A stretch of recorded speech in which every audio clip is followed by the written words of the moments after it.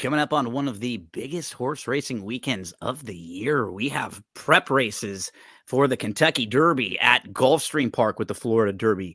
We have it at at Oaklawn Park. I'm stumbling and bumbling there. Oaklawn Park with the Arkansas Derby, and we're going to talk all about the Pick 5 there. 4 stakes on that card. The action is even going to start really early in the morning for those of us here in the U.S. because it's Dubai World Cup Day with huge racing, some of the best horses all around the world. So this is just going to be a start to finish, coast to coast, all around the world day of racing. Joining me to talk about the Oaklawn portion is Angela Hermann. Angela, these are the days that we love as racing fans, right? We get a few of them throughout the year and a couple right around Derby prep season like this where we have so much action on Saturday. Yes, as you said, starts very early in the morning and goes long into the day. I'll see how long my bankroll lasts, but I'll definitely be putting some of it towards Oaklawn Park. I was interested when you brought this up to me. There's a couple of tracks that I've worked at that are going to have some big races this weekend. I was interested to see which way we were going to go, but I'm glad we went with Oaklawn on this one because it's been a while since I've seen a sequence quite like this one, and it gets to that point of the meet where a lot of the prime targets for a lot of these horses are upon us. So I'm very interested to see what kind of performances we see out of a handful of horses, especially in the Slate Pick 5. Thanks so much for hanging out with us. We're going to take a look at the DRF past performances. So remember, you can get these DRF all access past performances for free when you sign up for DRF bets. And right off the bat, they'll give you a $200 match deposit bonus. Make sure to use that promo code STAKES. They'll load you up right off the bat with 10 all access past performances. Me and Angela will start looking at race number 9 because they have an 4 stakes pick 5 in the late pick 5 sequence. So this is going to be, I think, a sequence that a lot of people will be diving into. It kicks off with the grade 3 Oaklawn Mile. Now, as we are recording this on Wednesday, don't have morning line odds out yet for Oaklawn. I just saw them flip up for Gulfstream Park. I actually wouldn't even be shocked if they did come up some point when we were recording, but if not, they'll be up by Thursday. Angela, starting with the Oaklawn Mile, it's a grade 3 event. And from a talking standpoint, we have horse who's in really fun form right now. That is Midnight Rising, and a horse that you kind of dive into. And when you kind of eliminate some of the turf form overall, he's been really good. Then you have some of these older horses that are proven that may seem like they have not, maybe they're not on their A+ game anymore, but they're still pretty tough. You have horses like Necker Island, who's earned over $1 million. Last Samurai, who's earned $2.2 million, is a multiple graded stakes winner. On the outside, you have Silver Prospector, who's another horse that we remember from early on in his career when he was on the Derby Trail. He won the Jockey Club, and then he won the Southwest, and he's always run some really good races at Oaklawn Park. It's an interesting race with some of the old horses, the hard knockers, and then more of the up-and-comers with a horse like Midnight Rising. Indeed. And Midnight Rising is, I would guess, going to be one of the top 2 choices. Has to be off those last 2.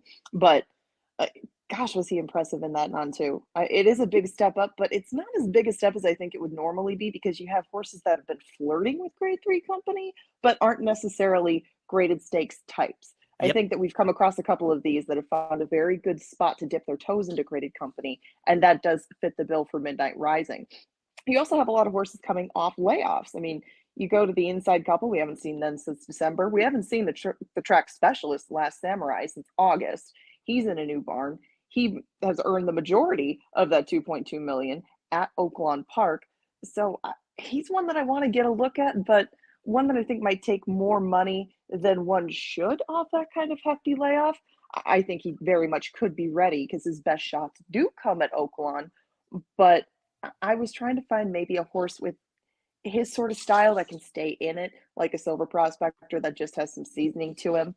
But I looked over and over at this race and I watched the replays, and I can't find too many of the closers that are going to make a huge late run because I didn't see an overabundance pace. Now, if you see some sprinters stretching out like Nautical Star, still might not show a ton of pace. I wanted to ask you how exactly hot and heavy you think it's going to get up front, because I just can't see it being that way with the field that's put together. And exactly what you were sort of hinting at is why I'm going to upgrade. Midnight Rising is the horse to beat. And you're right. Like, it feels like such a good spot for him right now to take on this company when you have all these horses that are proven and have done really good stuff at some point, but not many of these horses are in their best form right now. And you hit a few of them are coming off layoffs, so they may not even be at their best right now. He feels like the right horse who's just going to sit a good trip. You know, he shouldn't be too far out of it. And really, when you go race by race through his career, his first 2 races were really good. He won his debut. He came back. He took the lead in that stakes race at Turfway, and he just moved a little bit early, and he didn't get beat all that much. And he ran on the grass at Keeneland, and he actually ran well that day in a good race behind Turf King and Graded Stakes winner More Than Looks. He had legitimate trouble, but honestly, he's not as good on the grass. And if you can just take those grass races out, his form looks way better overall. And he just looks like he's ready to keep stepping forward. The horse I wanted to talk about, though, that could be, offer you some value, and at least just from a trip standpoint, is Frosted Grace, who's a horse who's been at lower levels recently. But when you look at the races he comes out of, so 2 starts back, he's in a 35 starter allowance where you're saying, he probably can't compete with horses like this. But the horse he got beat by is a horse named Money Supply, who we saw continue to step up the ladder, go over to Fairgrounds, win a grade 3, and then come back and run pretty well again last weekend in the New Orleans, finishing 3rd in a grade 2. So while he may not have been facing the top level company that some of the others have recently, I do think I could see him falling into a nice spot. We see Maker do this all the time with these older horses where he can just sort of step them up a little bit or just keep them in the type of form that they were. I mean, last year at this point, we have a horse who's running really well at Oaklawn in a spot just, in a mile and a 16th race against Older, where he's throwing up a 99 Beyer speed figure, and he's sitting really close in a, same thing in his next race where he's right behind Ain't Life Grand. He comes back and wins the grade 3 Sexton Mile. He beats a really nice Louisiana bred in that race named Touch Upon a Star, who was in the New Orleans Classic and ran second behind Red Route 1 and ran really well that day. So I sort of did a little archaeology with this one, Angela, and I think I was able to get him into a nice spot in here at a nice price. Oh, I tried to like Frosted Grace, and I was actually looking at Mike Maker and how he does with these sorts of horses, because it is a compliment to put this horse in a grade 3, obviously. Absolutely. Out of a 62.5 claimer, but he's 3 for 39 taking over spot. Horses and putting them into these spots. I don't know if they're trying to feel out what Frosted Grace they have now, because all those good races that you mentioned, of course, I respect the form that he put up then, but from August to December, they had to put him in a starter allowance, and then they were willing to sell him again. I have to wonder which Frosted Grace shows up, and if Mike Maker's maybe not trying to find out the same thing, because he's 8. He might not put a ton into his morning workouts the way that he used to. I mean, he doesn't appear to be a super workhorse anyway. So finding out which version you have of a very classy old horse, I guess I thought maybe this would be the spot they were doing it, just to see where they go the rest of the year. It's sure. Still early enough where they can change their game plan. But I question Frosted Grace too much as to where he's at now at the age of 8. And you could have the same questions with Silver Prospector, but at least he's been running lately, and he fired good last. Yeah, it looked like last year he sort of tailed off a little bit, and this happens with these older horses, right? They go in cycles, and if you're running consistently year in, year out, you're not always going to be able to fire big race. There's going to be times where maybe you get a little sick, or there's some sort of an injury that you may not have realized, and you get that fixed up. You're off for a while, you come back, and he's run 3 good races in a row now. Yeah. I wouldn't be shocked to see him run well. And what's nice is he's actually been showing even a little more. You always can tell when they wake up a little too, because they usually show a little more tactical speed, a little more positional speed. They're just interested in the race early on. And that's what we've seen more recently with Silver Prospector. You have another a rider that was able to perk him up too, someone who got on that hadn't been on before. So wouldn't shock me at all to see him run well in this one, as it kicks off the pick 5 sequence as we move on to race number 10. So this one, Angela, is for fillies and mares 4-year-olds and up. This is the matron, where we will have horses taking some money, like the grade 1 winner, Daddy's Ruby, who actually wins a grade 1 and then goes and loses to the rival that she defeated in a Calbred race in the following race. But she certainly has quality. You have to the inside of her, the very, very sharp Zitlos, who has won 3 in a row, won a stakes race last time out, and beat a couple of these in that stakes. She's not that fast early, but she's super consistent, and you know what you're going to get from her. She will come running late. Those will be, a couple of the major players in here, as this was the favorite in the carousel last time out, and I think Backyard Money and Mucho Macho Girl were both logical players in there. They would be not a shock to come back and run well in this one. Not at all. And Zeitlos is where you had to start for the locals off the carousel. She was so impressive. I mean, that margin doesn't really spell out. I thought how much more she probably could have won by Absolutely. if she had really been, pushed to the limit over Backyard Money and Mucho Macho Girl. Now, I'm sure you looked right at Daddy's Ruby, you little cow breadstick together, but I didn't love, I got all the way down there. I'm like, oh, great. She drew outside. Then you get to American Fan just to her right. Yep. And who's your filly on the outside? You don't know, but probably won't be able to keep up. I was just hoping Daddy's Ruby could run them off their feet until I saw her right next door. I'm wondering how much pressure she can apply, because outside of those two, to their inside, I don't think many can keep up. They'll be put in an odd spot. I think there's going to be a big pack behind those two. So I'm hoping that horses like Zeitlos that can stay towards the outside and stay in the clear, get first run. Might not get us the value in this pick 5 sequence, but she would be only one of maybe a couple I would use in here. But so many of these have been well beaten by her. It's hard to imagine that, given her post, given the speed, and the horses towards the outside that might have to hustle and get over a little bit, that she wouldn't be in a pretty good spot towards the outside of a lot of horses like her. Yeah. Nobody's really finishing off the way she was. I don't have many knocks on her at all, and I think the race shapes up for her too. That's the problem. I didn't really love Daddy's Ruby as much in this spot. Same thing you said. I was looking at her thinking, okay, cool, yeah. With Pratt aboard towards the outside, she can sit a little bit if she has to. And then, as you pointed out, you look and you see American Band, and even a horse like Who's Your Philly, just from way out there.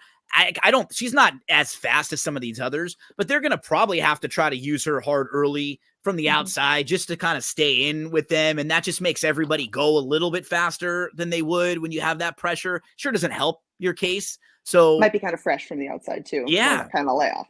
Absolutely. So the horse that I've always been a fan of, and I think might be able to get a little bit of a trip in here and maybe get us some value, is Royal Spa, who was in that race behind Alva Star on February the 3rd. And Alva Star is a really quality horse. And Alva Star, when she's able to get the lead and she's, established herself on the front end, she's very tough to pass. And that's what happened that day. Alva Star was able to get over. Royal Spa was a little bit slow early. That's the concern in a race like this, especially at 6, which is funny because she's won a couple races at 6. You feel like 6.5 and 7 is probably her perfect distance if she gets the right trip at those distances. That's the key with her. She needs the trip. I do like Santana aboard her because I think he gets the most speed out of her early that she has. And instead of being dead last in races, she can be a little more towards the middle of the pack and still finish. So I do think there's something there with her as a horse who might be a little more intriguing. And she's not that far behind some of these speed figure wise. The other one that I wanted to mention, who I think I mentioned when you and I talked about some of these races the last time, also was Shandana. The problem with her, she's super doesn't like the off tracks, or you can just tell that her better races are much more on the fast track. So if it is an off track, just notice that and keep that in mind. If it's a fast track and she gets forgotten about because people see that last race or they go, 2 of her last 3 races weren't that great. Remember, those were 2 of them were on the muddy tracks those days. So at least for an under horse, or if you're playing this race with, Zitlos and then looking for some horses underneath, this would definitely be one that I think could sit in a nice spot. She has a little tactical speed. She can also pass horses too. And she has some kind of muddied up races literally from the mud. So, that's very good. Yeah, nice play on words with Santana. I know. I was trying to look at her, but she drew to the inside. Royal Spa, I was okay with her draw because she always breaks last. Yeah. If you break last and you're stuck on the inside, you create a world of trouble for yourself. Yep. But given that 2 of the horses to her outside, at least 2 of them are probably going to go, that slow start might not impede her the way that it has sometimes when she's drawn further inside. hasn't always mattered. But the first time that she took on older horses, I mean, she made a decent account of herself. I think she could probably get better off that. And maybe she too didn't adore Oaklawn's wet surface. I mean, she's won on a good track there before, but it can get just goopy there when it gets Especially very with their wet. styles too, right? With those horses running Yes. styles, when they're coming from Hmm. the back, you're just way more compromised when it's an off track. So Yeah. yeah, And in the spring, Oaklawn can change a whole bunch with the weather, and it can get a lot faster as it goes on. I mean, it can loosen up, but it can also be a lot drier. So it's always a game trying to figure out how Oaklawn is going to play. And by the time we get to the 10th race, you'll have an idea if Royal Spa has any shot whatsoever, or if horses are just cruising along. But Royal Spa still will be a lot better price than Zeitlos, like you said, and those two right next to each other would be the way I'd lean in the 10th. let's keep rolling through this pick 5 sequence. We go to the middle leg of the sequence. It is the grade 3 fantasy, where we'll have some Kentucky Oaks points on the line for these 3-year-old fillies. This one's kind of intriguing because there's no real standout kind of proven. This one's going to be in the Oaks as a major player. They're all sort of trying to prove themselves right now. The horse who has done some of the best work is actually one like way to the outside, who was the runner-up in the Golden Rod last year, the Torpedo Anna. She ran a really good race at Churchill Downs on November the 10th. And that's something that I think always sort of gets people's antenna going when you see a horse run a big race at Churchill, because then you think, oh, wow, they like that track. So that means they could run a big one next year. And this will be her first start of, since November. So it won't be easy for her, but she's definitely one of the more accomplished. Probably West Omaha is another one who, even after that trouble last time, or even off her third place finish last time out for Brad Cox, she's a stakes winner. Wouldn't be shocked at all to see her come back and take a lot of support and run better than that.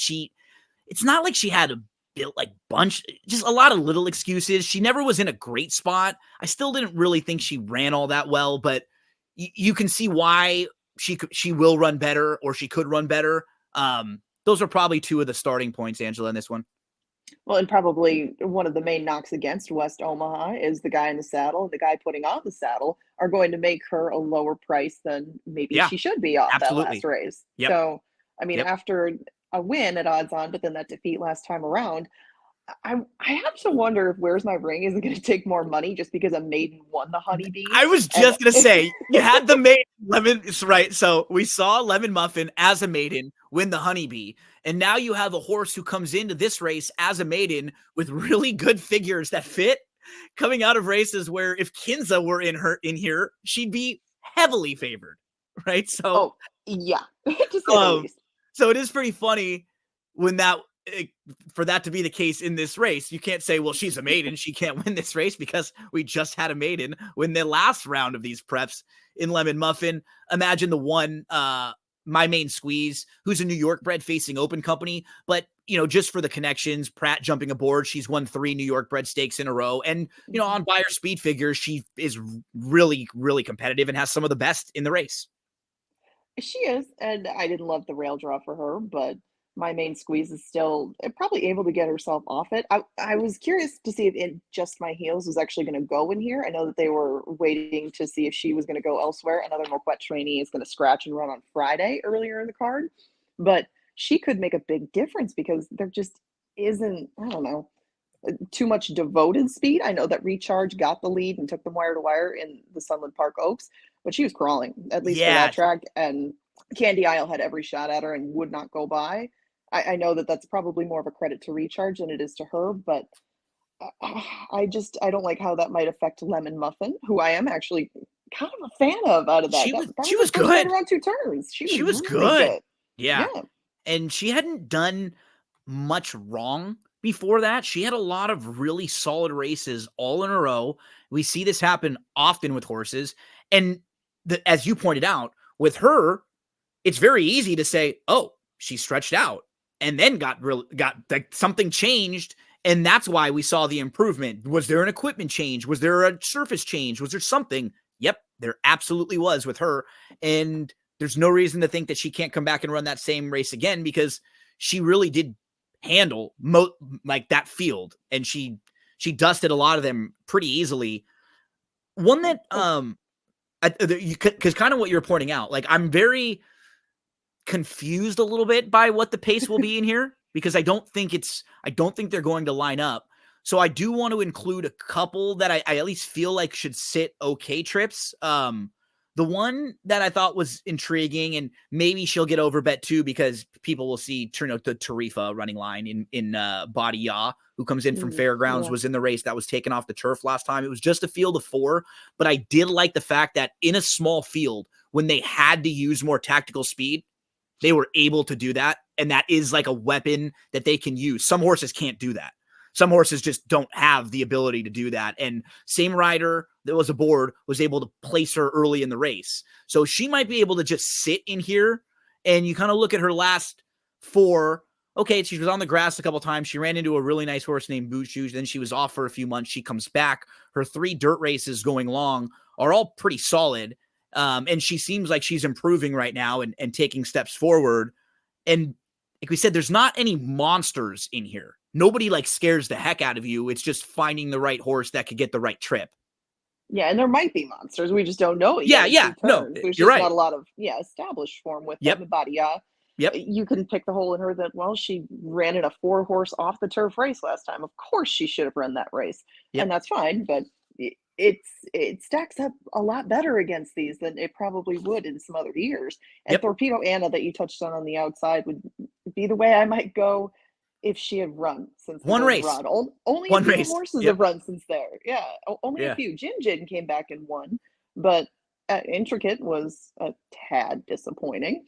And I think that Torpedo Anna, it's just where you been. But if this is where they think that she's going to shine, and they have pulled a decent amount of upsets, we've talked about them at Oaklawn with 3-year-olds.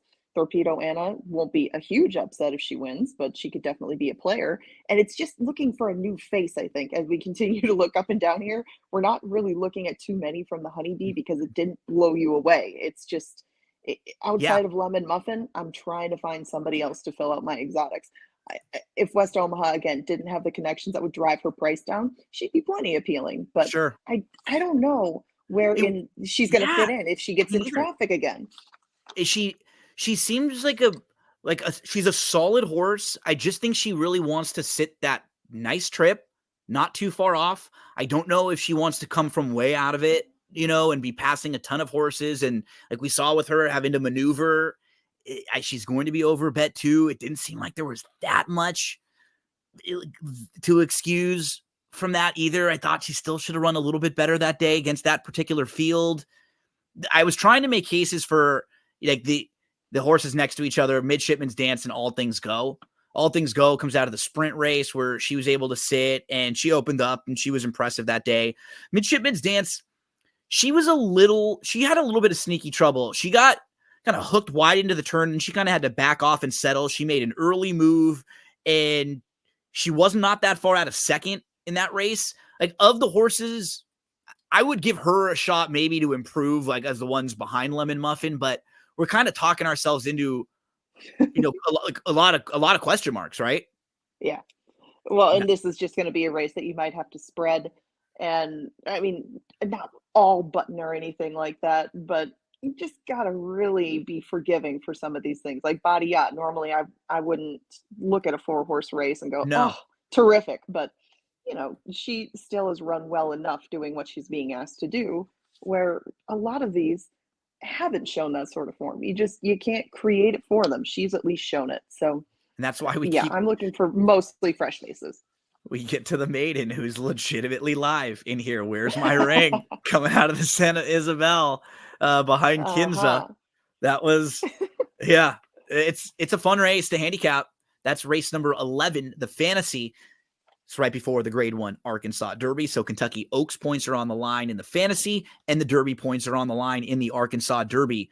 The race, the dynamic is very interesting because you have a top tier of horses who are all really proven horses coming off of good races and graded stakes winners. And the ones that can go to the Derby are going to be super live if they run a good race here and move on. So that'll be Timberlake, who won the Rebel.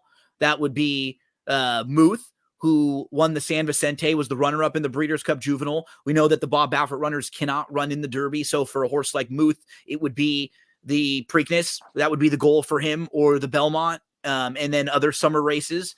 And then you have Mystic Dan, who freaked in the Southwest, earned a 101 Beyer speed figure that day in the mud, was awesome, snuck up the rail and just crushed that field. So those three, from a betting standpoint, are way above the rest of the field as like a top tier. So, you're kind of looking at those three and trying to figure out which one or two of them you like and which one or two of them you don't like.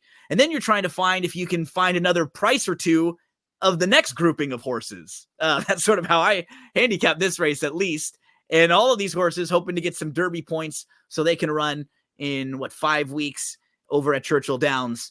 Talk to us about the Arkansas Derby. Oh, my goodness. I mean, it's going to be a great rendition of the Arkansas Derby, I would believe. But I'm taking a hope that Timberlake stays above, maybe 5-2 or something with Muth in the field. Yep. They'll bet Baffert. They'll bet Baffert no matter what. And this horse in particular obviously gets bet and bet and bet.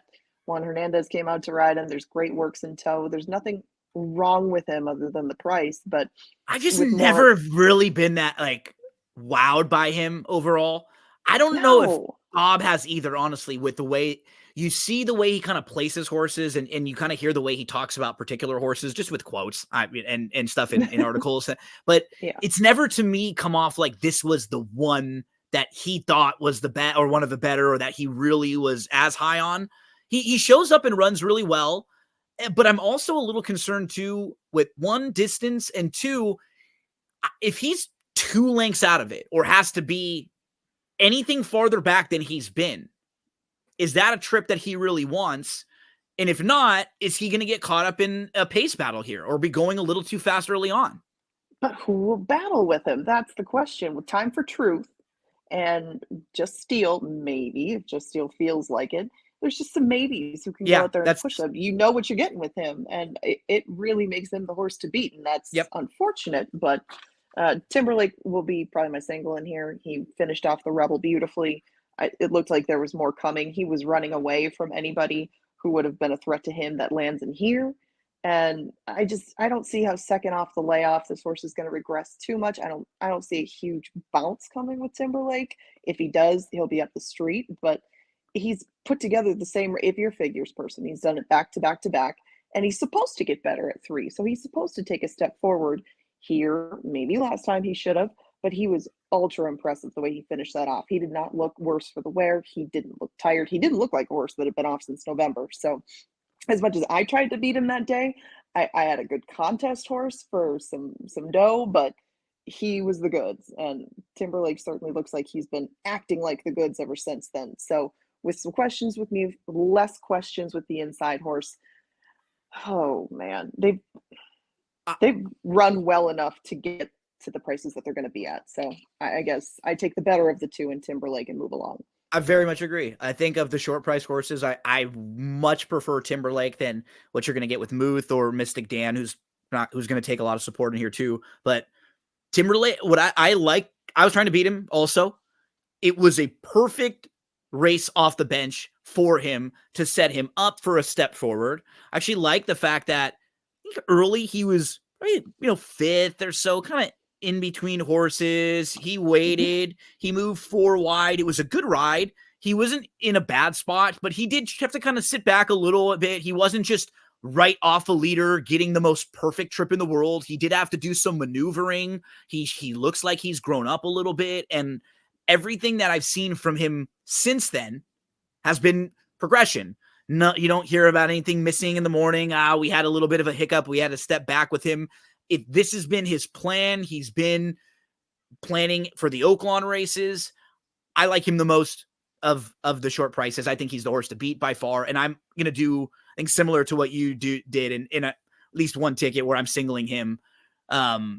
There's one horse that I really have been expecting to run well in spots like this, and that's Liberal Arts, who I do think he's going to run well in here. And if there are versions of the race where maybe the top tier of horses in here all are kind of worried about each other, and they all want to be forwardly placed because Mystic Dan is to the outside of Muth. We've seen him show speed too, actually at sprints, and be pretty close. That was the first time that he was really that far off of it. Maybe they choose to just stay really close to Muth, and Timberlake says, I don't want to be too far behind them.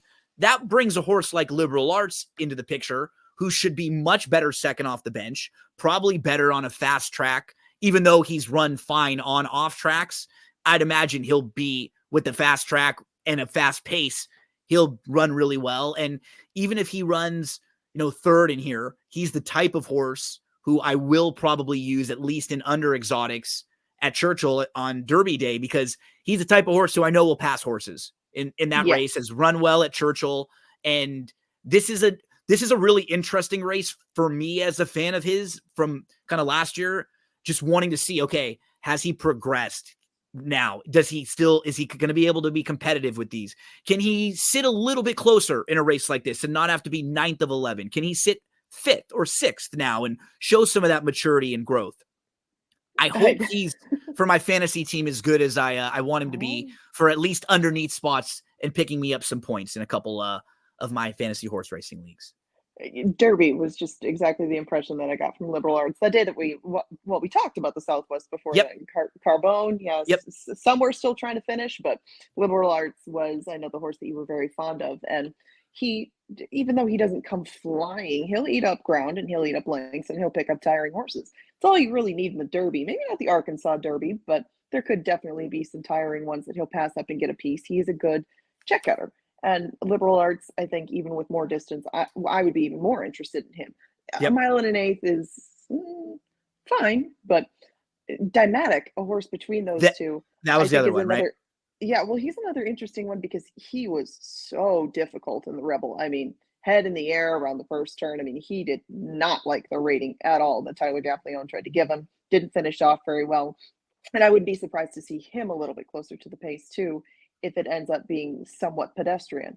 And what's nice is, even with exactly what you said, watching the race, you're going, he's like fighting it. He doesn't seem like he's all that comfortable. And then at the top of the lane, he's really not that far out of it, even with all that. And then he just he backs up a little bit, but you're still looking back at the race going, he's 5th in that field of 12, and Timberlake wins pretty easily. And then Common Defense is 2nd pretty easily. And then there's another group of horses that he's right there with. And he did still take a step forward on speed figures and by patterns. And, I agree. He's the horse to me that, again, his prices, if you're playing tries, if you're playing some under horses and you're trying to beat just the really heavy chalk horses in this field, he's absolutely one that I would point to. Yes, and they put blinkers on him last time, didn't get much more speed out of him. He just became a little more difficult. My other question with him is the Lasix, just because he has run so much better on Lasix, but he's also been in maidens on Lasix as opposed to a grade 2. He is the question mark for me, and one I'm going to want to get a look at on the track, but probably one that I would throw in to at least exotics. I was too impressed with Timberlake to swap spots with them. I mean, 7 lengths is a lot to change in a few weeks, but I think that he would be the other one that I would take out of the Rebel to improve, show more speed, and get himself into the race, keep himself into the race, and make a better showing for himself. The one note I wanted to point out, even though we like Timberlake, I will give a counter that I saw. Brad Free pointed out a really good stat, but this wouldn't really, this doesn't shock me, because the race, I'm not playing Timberlake because I thought he beat a fantastic group in the Rebel. The Rebel was a good soft spot for him to come back, get a good prep, shake some of the rust off, and now be ready to step forward. But in the Rebel, 8 horses ran back on March the 23rd last week, and 7 of them finished off the board. Horses that were behind him. So just Common has Defense not. is one of them. Whoops. Yeah, Common Defense, Northern Flame, Woodcourt, Carbone. We saw a lot of these horses run back, at Turfway, Fairgrounds, in different spots. So, and they were in different surfaces, different races. You can't always take that, but at least it was worth mentioning. I thought it was a good stat from Brad. As we finish up with the Arkansas Derby, but Angela, they're going to try to end the pick 5 behind the Arkansas Derby. not easy. After you get all excited, you feel like you picked the winner of the Arkansas Derby, you're alive, and then you got one more to go still. But this is a good race. It's a first level allowance race. You have some nice horses in here going a mile on the main track. Absinthe makes the heart go stronger. No, that's the absinthe, not absinthe. That's a different one. Absinthe is going to be one of the absinthe makes certain things grow stronger. I'm something. not sure Yeah, about the heart. I was gonna say absinthe is definitely when you're taking a swing, coming off the bench, but Yeah. has some good races and will likely take some support. Others in here that in like a really wide open race that I imagine will get some money. I thought the one of the outside horses, Faith Alone, coming off of a trouble trip and got bet last time out. This horse had a brutal trip, was only 5-1 in a similar type spot. But this is a challenging race because I think you can make cases for lots of these, against lots of these, depending on how you think the race shapes up. Because level wise, you have a ton of horses that have been running at this level or in similar spots and competitive some days and then not competitive the next, and pretty inconsistent. Yeah, I think that pretty much sums it up. And in looking at the pace, it looks like a lot of horses that wanted to be on the lead and a lot of Yep. horses that want to be last. So I was looking for horses in between, at least from that sort of standpoint. There's a couple on the inside. I would guess that Sister Kisses will be a very fair price. Might be Mm-hmm. a bomb, but Yeah. she's a big, grindy sort of horse that can run between horses, and she hasn't gone 2 turns. So I'm going to see if maybe she can stretch her tactical speed out a little Yep. bit, get a good trip and save some ground because she's not afraid to split horses. She just needs the room. She's just a big girl. So if she can find some way around some of the speed that might tire in front of her, the blame days, the absence, anybody from the outside. I mean, it'll, I guess, depend on scratches to see if Huntley gets in. Not that she would add a ton to the mix, but Faith Alone, Marshside Mama, Thestral, tons from the outside are probably going to want to scoot over and put some horses in tight spots. I just Yep. thought that she might be able to relax, stay on the inside, wait for them to come back to her. And just in this kind of race where you couldn't find the consistency, as you said, why not try to take a shot with a horse that's coming off an off race? I mean, it was not good, but it was also behind American Band. I mean, there's some horses in there that could do some good work. You don't really know how she stacks up because either she's been very close or she's been way out of it at this level. So I think that she might land in a good spot to try 2 turns for the first time. The horse next to her, I think, will take a lot of money. Wildwood By. There's kind of a race within a race last time. Pace was pretty solid. She was way too late at the end, but I don't I know know. she's fine. These two are interesting to me. Yeah, she's super fine. I was looking at her initially and I was like, I don't know. And then I just kind of kept coming back to her thinking, well, you know what? Her race is going long. She doesn't have a lot of them, but they're not bad.